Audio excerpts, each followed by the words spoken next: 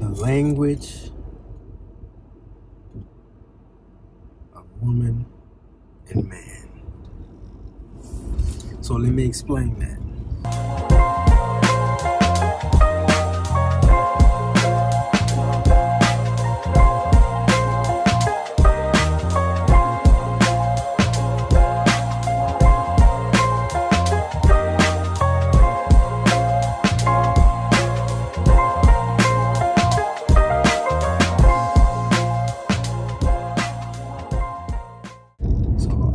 Come to learn, especially in these last couple of years of marriage, that women speak from their feelings. Express in general. And express, yeah, in general. But, so, the reason why I'm bringing this up, because the confusion that come in for men is that most men don't understand that, and they think that what you say all the time is what you really mean. Like, so for men, what we say is what it is. Mm-hmm. We don't speak from feeling. That's why we don't. When we feeling something or going through something, we silent. That's just our natural. That's why. That's a really good point. Yeah, that's why they tell men to be more vocal about their feelings. Or, yeah, share you gotta tell men. You have to tell us that. But a woman, in the moment, let's just use this phrase, I hate you. She don't really hate you. Her feelings might hate, like just in a, so she's going through something so tough in the moment that's the way it's expressed. Mm-hmm. So if a man say, I hate you, he hates you. He hates you. It's probably a fact, you know what I'm saying? I hate that.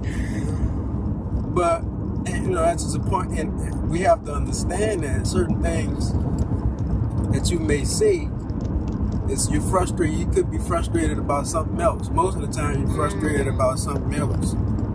And I encourage men to, instead of reacting to that, to take a step back before they react to it and analyze, well, all right. And I do this often. That's why I always think all the time you're not frustrated at me. You say 57% of the time you're frustrated at me. But yeah. I don't say I hate you though. No, you don't say I just why I say I use that for example because I don't go through that type of shit. Yeah. The rest of the percentage, you're a businesswoman, and women go through things within themselves already, and things that you may be, the way you may be expressing yourself at times comes from where you're feeling. So like you slam a cabinet door a little too hard, do certain things that make us feel like, damn, when she mad at something, it's probably me. Don't jump to conclusions like that. Just analyze the situation. Even though it can be you, that's why you have to analyze the situation because, okay, what could she be doing? What am I doing? What that I didn't do? Or what I said I was going to do and didn't do? What promise I made and didn't fulfill? So just analyze yourself and then analyze, just pay attention. And just engage a little more. Because the worst thing we could do, and I've learned this too, is to not be present even in those moments. Right, disengage from her. Because most men we don't know how to deal with a woman's emotions on that level. And I know for me, being raised by a single parent, it was always like, that was like the end of the world for me if mama, man. You know what I'm saying? And if I can't do nothing about it, I just disassociate myself. I just go somewhere else and let her get over it, and when she will, because that's not even really my responsibility to console her. Even though you can, but like it's my responsibility to console my wife, and be a strong enough presence to help you change your mood or feel better about whatever's going on. You know what I'm saying? But most of us don't know how to deal with that, and the worst thing we can do is disassociate ourselves. So But for men, we don't. If we say it, that's what it is. You know, we don't even what we do. If we feel in a certain way, we just gonna shut down, and that's not encouraged. But that's just what we do.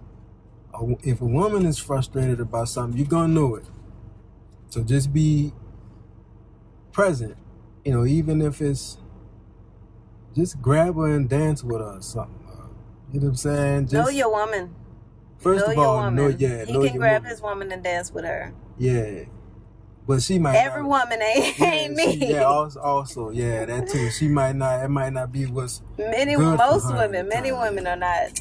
I mean, that's not always what's good for me. And I think we understand that too. That's so we confuse it with disassociating. I said, see, I'm going to take some of that back because I agree that in a certain point of time, she might need to be alone. You know, get some silence, especially in our case when our house is noisy. We got kids, stuff going on. Sometimes she might need silence, something like that. But just pay attention more so. Just engage and see, because there's always going to be openings to where you could do something. She might be frustrated and she's in the kitchen and she might need something reached. She can't reach something in the top cabinet. That's your time to move in, slide on in and be like, I got you, man. You know what I'm saying? Something like that. Let me get that for you. Is it anything I can help you with? You know what I'm saying? I'm trying to see the road. I'm trying to see the road and watch everything. Smooth. But and stuff like that. So I hope that helps out. You have anything to add to that? Is that on point or? Yeah, I don't have anything to add to that. We do speak with our emotions. What I would say is many women are learning or have learned to be masculine and hold our emotions in, and it's not healthy. So not to discourage a woman expressing with her emotions, just don't take it personal. I mean, Monica said that. Don't take it personal. It's just one of them days. And it really is. Sometimes she'll express her emotions and you can do the same thing on 2 different days, and a woman will express in 2 different ways, just based on her emotions. And so allow that within reason, of course. And ladies, be mindful that you are not allowing your emotions to express you, that you are expressing your emotions, that you're not letting your emotions manage you, but that you're managing them. And managing does not mean to suppress. Managing simply is knowing time and place, knowing the proper way to express, and the time and the place to express. And so in order for a woman to know the proper time and place, the man that she's with or the people that she's around have to hold that kind of space for her to figure that out. Right. And if you're not around those kind of people, get with yourself and get to know yourself, ladies, so that you can, people hate when you say attract, but that's really what it is, so that you can attract and allow the right kinds of people to be in your world. And you can choose the right kinds of people. That more so is, if you don't want to say attract, or if you don't want to say that you can attract people and you can attract situations, then you need to start saying choose. Because if either you're attracting it or you're choosing it. And if you attract it and you let it stay, you're choosing it. And so you want to choose the kinds of people in your world who can hold space. And that's why I talk about capacity so much.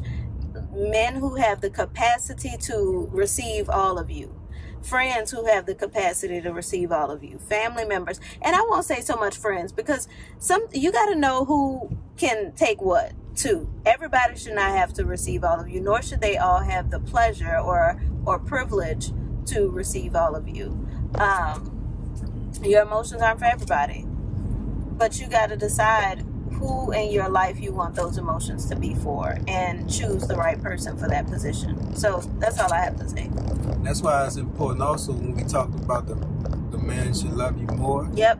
A person that's willing to love you more is willing to take on your emotions, hold space for your emotions, and love you through them. And